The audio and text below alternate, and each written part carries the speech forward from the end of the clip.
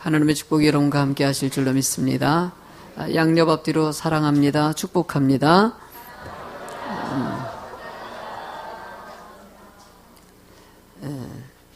한번 제목을 같이 한번 읽어볼까요? 성령의 사람.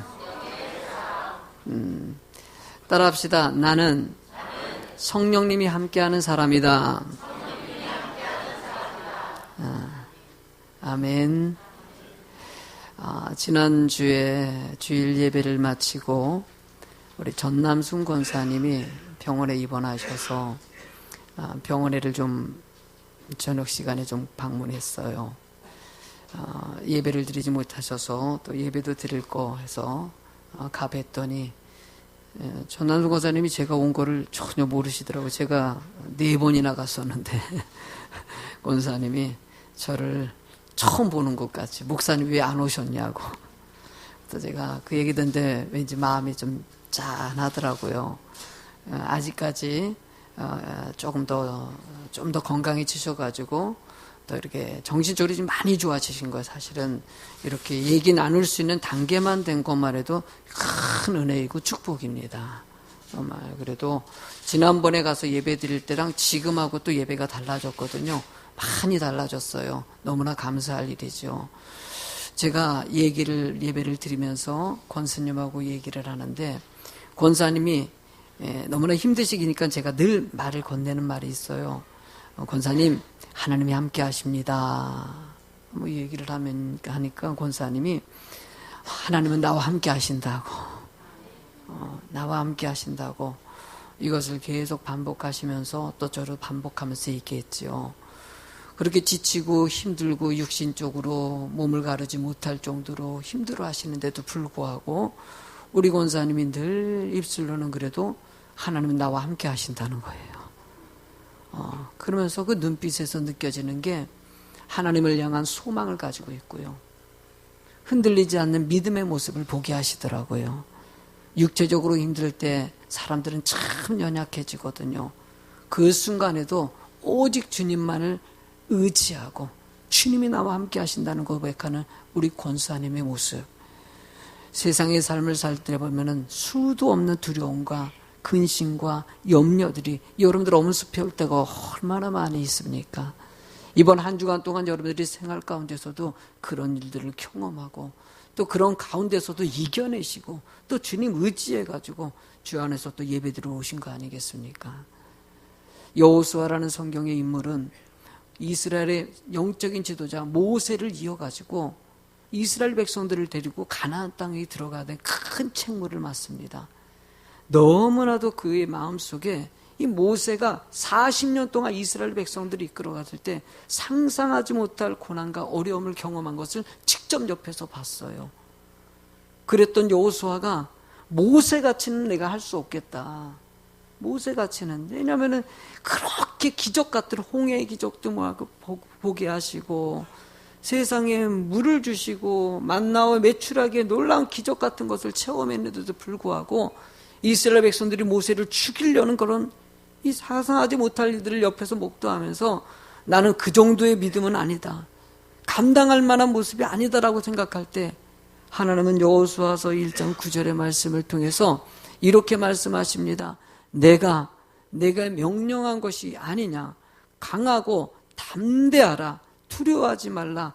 놀라지 말라. 내가 어디로 가든지 내 하나님 여호와가 너와 함께하느니라. 할렐루야. 하나님이 함께 하신다는 것이에요. 세상에 매여서 세상의 환경에 끌려가는 것이 아니라 오직 주님이 함께 하시는 것으로 너는 분명히 그 일을 감당할 수 있다는 것이에요. 성경은 감당할 만한 시험을 주신다고 말씀하십니다. 여러분들의 인생 가운데서 힘든 순간이 왔을 때 절대 흔들리지 않고 주님만 바라보는 여러분들이 되실 줄로 믿습니다.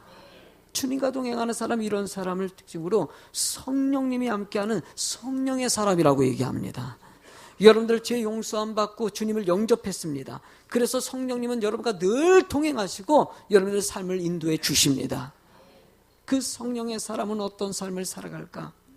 첫 번째로 여러분들 성령의 사람은 하나님과의 관계가 너무나도 중요하고 그 중요함을 늘 인식하면서 살아가더라는 것이에요.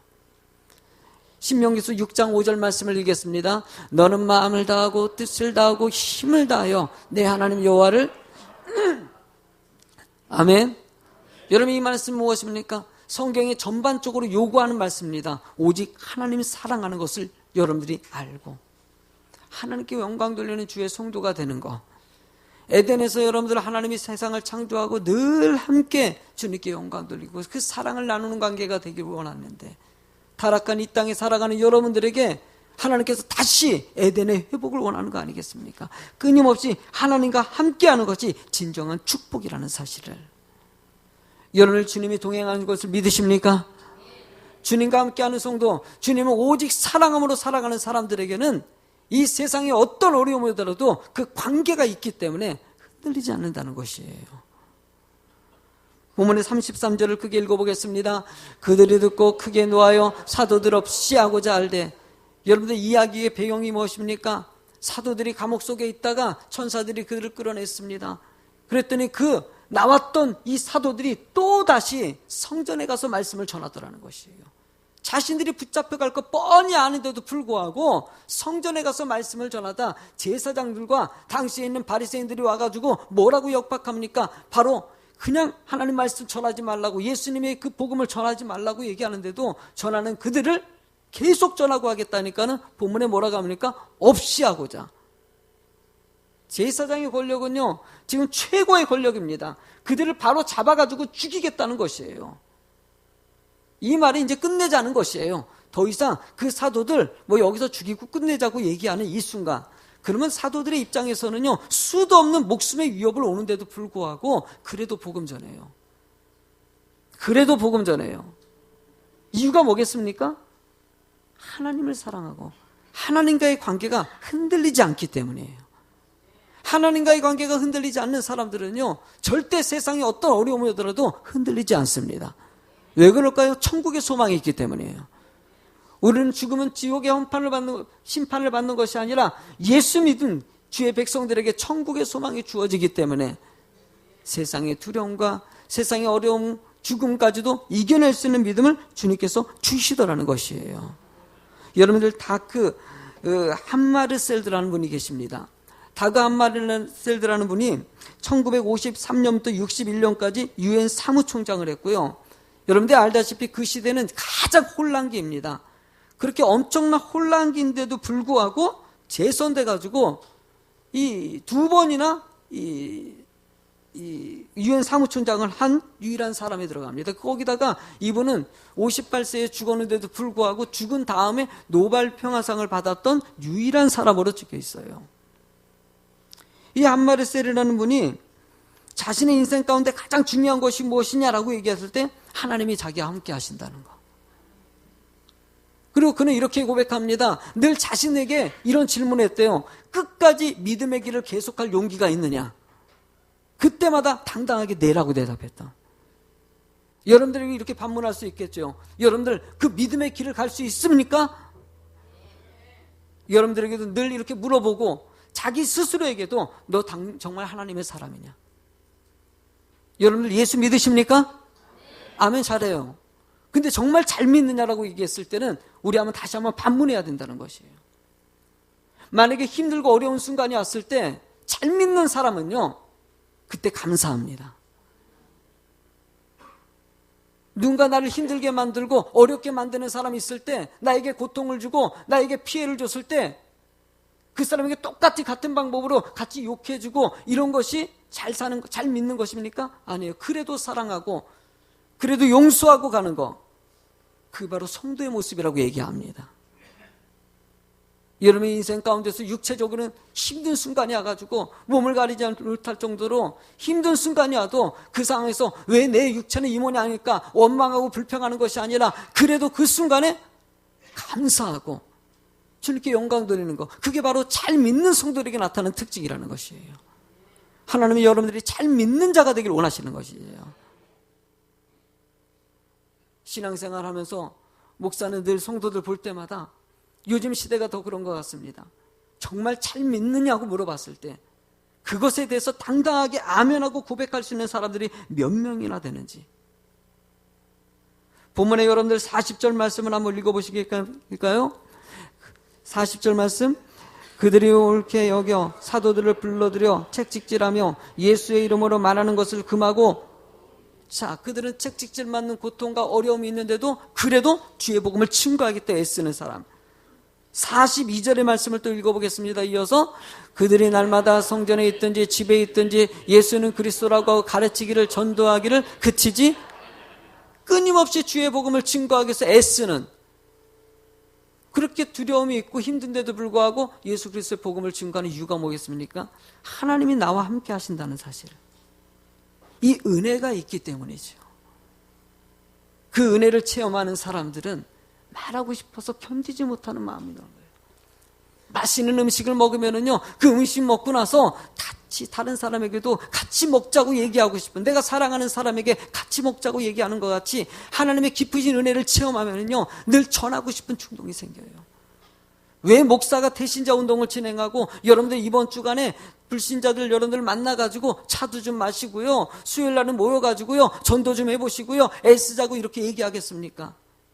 제가 할 수 있는 한 최대한의 여러분들에게 그것이 축복인 것을 나누기를 원하는 마음이 있기 때문이에요. 내가 예수 믿고 내가 축복받아 보니까는 목사가 되면서 성도들에게도 이 축복을 여러분들도 경험하고 또 다른 사람에게도 전하는 자가 됐으면 좋겠다는 간절한 마음이죠. 여러분들, 하나님은 살아계십니다. 여러분과 함께 하십니다. 이끌어주시고 여러분들이 생각하지 못한 놀라운 일들을 준비하시는 분이 바로 하나님이시라는 사실이에요. 이런 하나님과의 관계가 온전히 서 있는 사람들에게 두 번째로는요, 바로 이웃과의 관계가 올바로 서게 돼 있습니다. 여러분들 35절 말씀을 읽겠습니다. 말하되 이스라엘의 사람들이 너희가 이 사람들에게 대하여 어떻게 하려는지 조심하라 라고 얘기합니다. 이 말은요, 가멜리엘이 당시에 영적인 지도자라고 얘기했던 가멜리엘이라는 사람이 나와가지고 사도들을 죽이라고 얘기했더니만은 죽이지 말고 좀 조심 좀 합시다. 혹시나 이 사도들이 당시의 대제사장이라든지 바리새인들, 사두개인들이 죽이려고 하는 이 사도들이 진짜일 수도 있다는 것이에요. 그러니까 일단 지금은 죽이지 말자는 것이에요. 그러면서 옛날 얘기를 합니다. 드가에 가는 얘기를 합니다. 드다가 거짓 지도자로서 400명이 그를 따랐지만은 결국은 그가 죽고 나서 다 끝나버렸다. 유다라는 사람도 많은 사람들이 그를 따랐지만은 그가 죽고 나서 다 끝나버렸다. 만약에 진짜 예수 그리스도가, 그리고 이 사도들이 진짜 하나님이 선택한 것이 아니라면 언젠가 다 사라져버릴 거라는 것이. 가말리엘이 얘기하는 것은 그 사도들이 진짜일 수 있기 때문에 우리는 함부로 그를 죽여서는 안 된다는 것이에요. 그 말이 맞아요, 틀려요? 맞았던 것이에요. 그 진짜였었던 것이에요. 드다라는 사람도 가짜였고, 유다라는 사람도 가짜였고, 신천지도 가짜였고, 몰몬교회 통일교회 문서명의도 가짜였지만은 진짜가 있다는 것이에요. 하나님은 그 진짜를 믿고 믿음의 길을 가는 자가 되기를 원하시는 것이에요. 세상 사람들은 나름대로 따릅니다. 저는 우리 교회도요, 이단들이 들어온 적 있지 않습니까? 난 당당하게 내 방에 와가지고요, 깜짝 놀랐어요. 한 7, 8년 전인가요? 성도님 한 1년 정도 있다가 신앙생활하고 교회를 떠났는데 알고 보니까 그 사람이 이단이었더라고요. 너무나 충격받았어요. 그 사람이 나름대로 교회 안에서 이리저리 애를 쓰고 노력해봤는데 안 됐던 것이에요. 근데 그가 믿는 하나님이 나름대로 자신이 생각했던 그 세상의 것들이지만 그게 잘못된 길 아닙니까? 하나님은 지금도 온전한 주 예수 그리스도를 믿고 그 은혜 안에 있다는 것이 큰 축복이라는 것을 알기를 원하시는 거예요. 성도들은요, 이런 하나님과 온전히 서 있는 사람들에게 이제는 이웃 간의 관계가 온전히 세워지기를 원하시는 거예요. 가말리엘을 얘기하는 것도 정말 저 사람이 아니냐, 기가 이걸 따질까 하나님만 아신다는 것이에요. 가끔 교회 안에서도요, 이 사람이 진짜냐 가짜냐 이거 평가할 때가 있어요. 안에 믿음의 수준은 다 다른 것이에요. 저도 목회하다 보면 제일 그게 갈등이에요. 어떤 성도는 바로 믿음이 성장해가지고 교회 일꾼이 돼가지고 교회가 부흥 성장하는데 마음을 모으고 힘을 다하는 성도가 있는 반면에 이거 10년, 20년, 30년, 40년이 된데도 불구하고 믿음이 여전히 그 상태로 머물러 있을 때는 목사도 얼마나 안타까운지 몰라요. 그때마다 목사는 책임을 느껴요. 저분에게 더 큰 믿음 심어줘야 되는데. 나름대로 프로그램 진행하고 양육도 해보고요. 성경 공부도 하면서 그들이 오직 하나님만 의지하고 이웃을 내 몸같이 사랑할 수 있는 성도가 되게 만들어가는 거. 그래서 우리는 끊임없이 주님과의 관계가 온전히 세워진 사람들은 이웃을 사랑의 눈으로 보게 하십니다. 고린도전서 강해를 새벽 시간에 하고 있는데 고린도전서 4장 5절 말씀이 이렇게 써 있습니다. 그러므로 때가 이르기 전 곧 주께서 오시기까지 아무것도 판단하지 말라. 그러니까 주님이 오시기 전까지는요, 성도들끼리 서로 판단하지 말라는 것이에요. 그가 어둠에 감추인 것들을 드러내고 마음의 뜻을 나타내시리니 그때 각 사람에게 하나님으로부터 뭐가 있다? 칭찬. 쉽게 얘기하면은요, 여러분들 마지막 때가 되면은요, 하나님 앞에 잘못된 인생을 살아간 사람들은 하나님이 심판하신다는 거예요. 열심히 하나님 은혜 가운데 살아가는 사람들은 하나님이 칭찬해 주시고 상을 주신다는 것이에요. 우리가 섣불리 사람들을 판단하거나 정죄하지 말라고 얘기하는 것이죠. 본문의 말씀도 마찬가지예요. 가멜리엘이 얘기한 것이 함부로 판단해서는 안 된다는 것이에요. 39절의 말씀도 읽어보겠습니다. 만일 하나님으로부터 났으면 너희가 그들을 무너뜨릴 수 없겠고 도리어 하나님을 대적하는 자가 될까? 그래요. 하나님께서는 하나님께 온전히 맡기는 자가 되길 원하시는 거예요. 순간순간 내 자신의 모든 것을 내려놓고 주님 은혜 가운데 하나님을 바라보고 이웃을 내 몸같이 사랑할 수 있는 여러분들이 되길 원하신다는 거예요. 예수님께서는 새 계명을 주셨는데 요한복음 13장 34절 크게 읽어보겠습니다. 새 계명을 너에게 주노니 서로 사랑하라. 내가 너희를 사랑한 것 같이 너희도. 아멘. 내가 사랑하기 힘든데 아니에요. 여러분들 사랑할 수 있는 충분한 마음을 주셨습니다. 김지선이라는 분이 계셔요. 그분이 TV 프로에 나와서 간증한 내용이, 간증보다는 그냥 이야기한 내용이 있는데 한번 잠깐 보시기 바랍니다. 지훈 엄마가 교회를 다니는데 나는 네가 못돼서 내가 너 때문에 교회를 안 다닌 거라고 딱 그러시는데 그건 아니지. 14년 만에 그만둘 때. 살면서 제 주위에서 정말 많은 분들이 얘기를 하시는 게 넌 참 너를 욕하는 사람은 없더라 이 말씀을 많이 하세요. 내가 했는데 누가 예, 한 분 계시네. 근데 정말 보면은 다 뭐 저보고서 뭐 이렇게 저는 이렇게 적을 만들지는 않았던 것 같아요. 제가 개그맨 생활을 하면서. 그러니까는 어느 순간에는 제가 교만했었는지도 몰라요. 얼마 전에 저희 집에서 아이를 한 14년을 봐주셨던 이모님이 이제 그만두셨어요. 그만두셨는데 그분이 저한테 딱 그러시는 거예요. 지훈 엄마가 교회를 다니는데 나는 네가 못돼서 너무 못돼서 내가 너 때문에 교회를 안 다닌 거라고 딱 그러시는데 그건 아니지. 14년 만에 그만둘 때. 그래서 제가 정말 죄송하다고 제가 죄송하다고 말씀을 드리면서 정말 되게 하나님께 너무 죄송한 거예요. 너무 죄송하고 야 정말 내가 밖에 나가서 하나님을 믿는 사람으로서 내가 과연 잘하고 있는 건가? 집에서 같이 사는 14년을 살았던 분이 내가 너 때문에 교회를 안 다닌다. 너 때문에 하나님을 안 믿는다라고 딱 얘기를 했다면 내가 정말 잘못된 건 아닌가.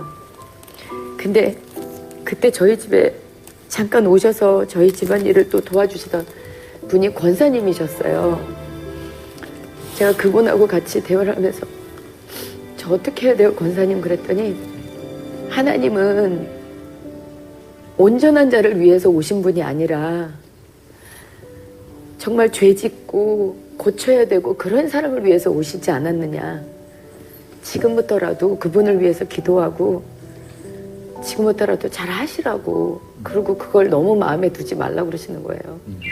그래서 그때 그랬어요. 그래요, 주님, 제 죄인이에요. 한 영혼이 저 때문에 교회를 안 다니겠다고 하신다면 제가 그분을 위해서 기도하겠습니다. 정말 그분이 저는 용서를 안 해도 되는데 그분이 진정으로 하나님 만나서 사람 때문에 교회를 안 나간 게 아니라 정말 주님만 바라보고서 그분이 인격적으로 주님을 만났으면 좋겠습니다. 라고 저는 지금부터 기도를 하겠습니다. 라고 했거든요. 그래서 저는 자격으로 봤을 때는 제가 죄인이기 때문에 정말 자격으로는 최고의 자격이 아닌가 이런 생각이 들어요. 그리고 앞으로 두 번 다시는 그런 분이 나오시지 않도록 저도 노력을 해야 되겠죠. 저도 뭐 김지선이라는 분을 잘 모르지만 TV에 잠깐 나왔던 분이시고 신앙생활을 아주 나름대로 잘하고 있다고 간증을 몇 번 하셨던 분으로 제가 알고 있거든요. 제가 보기에는 이분은요 정말 착하게 살려고 애를 쓰신 분이셔요. 그렇게 착하게 살려고 애를 썼는데도 불구하고 가까이 있었던 분이 14년 동안 같이 생활했던 분은 너 때문에 교회 안 갔다. 이게 뭘 뜻하겠습니까, 여러분들? 멀리서 봤을 땐 김지선 집사님이라는 분은 신앙생활 되게 잘하는 것 같이 보이는데 실제로 가까이 들어가 보면은 단점들이 보이고, 교회 안에서 신앙생활 할 때도 그래요. 멀찍이 보면은요 좋은 것만 보여요. 저를 볼 때도 마찬가지 아닙니까? 여러분들이 멀찍이 저를 보면 좋은 것만 보여요. 그러나 같이 오래 생활해 보십시오. 단점이 보이고요, 부족함이 보이고 힘들 때가 와요. 그럴 때 하나님께서는요 그것을 품고 그것을 사랑해 줄 수 있는 사람이 되길 원하시는 것이죠. 교회 안에서 신앙생활할 때 제일 이웃 간의 관계 문제, 바로 성도 간의 관계 문제가 무너져가지고 교회 떠날 때가 제일 많아요. 목사님과의 관계 문제, 성도들끼리, 집사님끼리, 권사님들끼리 왜 저랬을까, 왜 저럴까라는 생각 때문에요. 만약에 우리 김지선이라는 집사님이라는 분이 저렇게 14년 동안 나 너 때문이다 그러면 똑같이 그래 뭐 나도 왜 내가 뭘 잘못했냐고 따지듯이 상대방하고 똑같이 그렇게 했다면 그 관계는 어떻게 됐을까요? 더 그러지는 것이에요. 그러나 그 순간에 자기를 돌아보는 것이에요. 내가 뭐가 문제가 있었구나. 내가 뭔가 상대방은 문제가 아니에요. 원래 세상은 다 그렇습니다. 교회 안에서 신앙생활할 때도요 얘기한 것 같이 다 이웃을 내 몸같이 품기에는 너무나도 어려운 환경이에요. 담임 목사로 목회하면서 성도님들이 사랑으로 하나의 공동체가 되고 서로 섬기게 만들고 싶은 마음이 얼마나 간절한지 몰라요. 안 싸웠으면 좋겠고 서로 그래도 용서하고 품어줄 수 있는 교회 되는 거, 그게 성경에서 얘기하는 거 아니겠습니까? 예수님은 왜 가룟 유다를 마지막까지 품었을까? 성경은 의도적으로 가르쳐주는 것을 얘기합니다. 자기를 죽일 것을 뻔히 알면은요 쫓아내야 되죠. 그렇지만 쫓아내지 않아요. 끝까지 오히려 그 가룟 유다에게 팔려갑니다. 기가 막힌 사건 가운데서 하나님은 가룟 유다에게 회개하고 돌아오라는 메시지를 남기는 것이죠. 하나님은 우리 김지선 집사님이 자신의 삶을 돌이켜보는 것 같이 여러분들도요 내가 이웃에게 정말 좋은 친구인지, 예수 비전교 안에 좋은 하나님의 사람인지 다시 물어보기를 원하십니다. 그때마다 주의 영적인 삶을 살아가는 여러분이 꼭 되실 줄로 믿습니다. 그래도 사랑하는 교회가 됩시다. 그래도 또 사랑하는 교회가 됩시다. 세 번째로 우리 제목 같이 읽어보실까요? 성령의 능력으로 하나님의 사람은요 성령님이 내 안에서 역사하신다고. 역사한다는 것은요 뭔가 계획한 일들을 만들어내신다는 것이에요. 그러니까 성령의 능력으로 살아가라는 거예요. 왜 하나님은 모든 것을 맡기라고 얘기했을까? 우리는 그 훈련입니다. 어떤 사람이 영생을 얻길 원해서 천국 가기 위해서 어떻게 해야 됩니까? 왔더니 예수님께서는 그에게 얘기합니다. 너 계명 잘 지키고 있느냐? 10계명 잘 지키고 있습니다. 그랬더니 그러고 나서 예수님이 또 질문합니다. 내 가지고 있는 소유를 다 가난한 사람에게 나눠주고 와라. 그랬더니 그건 못하겠다고 하니까 그리고 떠나버렸어요. 하나님은 여기서 뭘 얘기하고자 하는 것입니까? 헌금 많이 하자 이 얘기입니까? 아니에요. 여러분들 정확한 중요한 것은요 하나님을 절대적으로 의지하는 믿음 되기를 원하신다는 거예요. 이 세상의 최종적인 가장 중요한 것은 하나님이시다. 그것을 말하고자 하는 것이라는 거예요. 하나님 성령 체험한 사람들은요 체험한 사람들의 모습이 나옵니다. 전난순 권사님이 얘기를 하는데 계속 뭔 얘기를 하시냐면요 지금 몇 번을 계속 반복하는 말이 있어요. 목사님 나 전도하고 싶어요. 목사님 나 전도하고 싶어요. 계속 유황사님이 안 계셔가지고 제가 조금 더 있다가 왔는데 얘기를 계속 그거 반복하는 거예요. 목사님 나 전도해야 되는데 전남순 권사님 나름대로 열심히 사셨고요. 주님 은혜 가운데 사는 사람. 그런데도 그러면서 또 누군가 옆에 무슨 병실에 있었던 사람 이름을 거론하면서 목사님 이분 영접시켜야 되는데 세상에 병상에 누워있어가 자기 몸도 가리지 못하는데 다른 사람 영혼을 위해서 왜 그렇게 간절하게 기도할까요? 성령의 사람은요 그 은혜를 알기 때문에 또 그 은혜의 축복을 다른 사람도 받는 자가 되길 원하신다는 거예요. 마태복음 28장 19절과 20절에 읽어보시겠습니까? 그러므로 너희는 가서 모든 민족으로 제자를 삼아 아버지와 아들과 성령의 이름으로 세례를 베풀고 내가 너희에게 분부한 모든 것을 가르쳐 지키게 하라. 볼지어다 내가 세상 끝날까지 너희와 항상 함께 있으리라. 하나님께서는 성령님이 내 안에 계시고요. 그 능력으로 여러분들이 늘 살아갈 때 그 사람을 통해서 이 땅이 아름다워지고요. 많은 사람들이 축복의 삶, 천국의 소망을 얻을 수 있다라고 얘기하는 것이에요.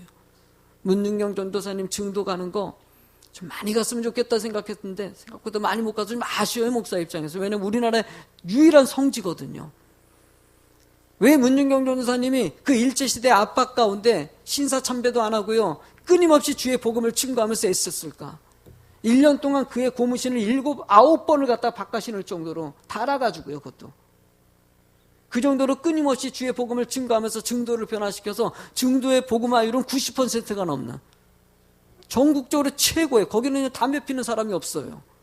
그 안에서 담배 피면은 걸려요. 묘하죠. 섬에 들어갔는데 요금을 내고 들어가요. 특별한 섬이 됐어요. 하나님의 땅이 됐어요. 너무 아름다운 그 성지를 한번 강론해서 같이 우리 성도님들이 가고 싶었던 것이, 제가 이 얘기를 지난주에 했어야 되는데 좀 더 가지 않았을까. 그래요. 그분이 왜 그렇게 할까요? 하나님의 은혜를 알고 성령님이 함께하는 주의 성도들에게는요 그런 갈망과 또 다른 사람에게 전도하고 싶은 열정이 나오기 때문이에요. 본문의 32절을 읽어보시겠습니까? 우리는 이 일의 증인이요 하나님이 자기에게 순종하는 사람에게 주신 성령도 그러하니라. 그래요. 이 일에 우리는 증인입니다. 여러분들 주님 만난 것이 여러분들의 삶에 축복이 되고 그것의 증인이 될 줄로 믿습니다. 이거 놓지 않을 수 있도록 늘 분별력을 가지십시오. 사단은 여러분들을 늘 유혹합니다. 다른 생각 갖고 다른 마음 품게 만들 때마다 그때마다 깨어서 주님 바라보고 은혜 가운데 서 있는 자가 되길 원하신다는 것이죠. 41절의 말씀도 읽어보시겠습니까? 사도들은 그 이름을 위하여 능력받는 일에 합당한 자로 여기심을 기뻐하면서 공의 앞을 그래요. 그들이 복음 전하면서 수없이 능욕을 당하고 고통을 당하고 어려움을 당하지만 그래도 기뻐합니다. 왜요? 주님이 함께 하시기 때문이에요. 주님이 함께 하시기 때문에 이래도 감사하고 저래도 감사하고 이래도 기뻐하고 저래도 기뻐한다는 것이. 여러분들 오늘도 여러분들의 기쁨을 빼앗아가는 것이 있습니까? 두려워하지 마시고 주님 바라보시게 됩니다. 주님은 여러분과 함께 하십니다. 낙심과 좌절과 모든 포기하는 것을 다 하나님께 맡기고요 주님 뜻 안에서 살아가는 성도들이 될 때 하나님 여러분들의 길을 책임져 주신다는 것이에요. 저는 주의 교회가 하나님의 기쁨이 됐으면 좋겠습니다. 성도님들이 오직 주님 한 분만으로 만족하면서 그 안에 기뻐하는 성도가 되길 간절히 소망하고 있어요. 예배자가 되시기 바랍니다. 전도자가 되시기 바랍니다. 기도자가 되시기 바랍니다. 작정된 영혼들, 그래도 지난주에 작정 못했으면 이번 주라도 작정하셔가지고 한 번이라도 좀 이웃에게 복음을 전해보십시오. 목사님, 내가 아직도 확신이 안 섰다고 생각하십니까? 하나님 확신을 고백하십시오. 하나님 여러분 믿음을 주실 것입니다. 더 큰 믿음 주셔가지고 진정한 하나님의 사람으로서 세상을 아름답게 만들어가는 여러분이 되길 주의 이름으로 축원합니다.